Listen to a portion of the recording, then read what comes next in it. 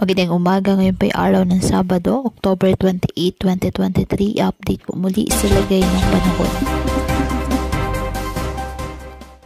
Samantala, isang low pressure area ang nabuo sa may silangan ng Mindanao ayon sa Pag-asa.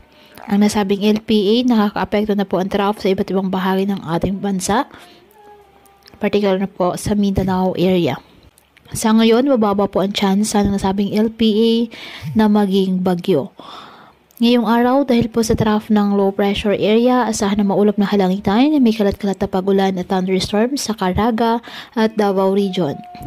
Ang Ilocos Region, Cordillera Administrative Region, Cagayan Valley at Central Luzon, bahagyang maulap hanggang sa maulap na halangitan with isolated light rains dahil po sa amihan. Ang Metro Manila at nalalabing bahagi ng bansa, apektado po ng mga localized thunderstorms. Kaya patuloy po na pinag-iingat ang ating mga kababayan sa banta po ng mga pagbaha or landslide, lalo na kapag may malalakas na ulan, at ugaliin po na magdala palagi ng payong o kahit anong panangga sa ulan kapag lalabas ng ating mga tahanan.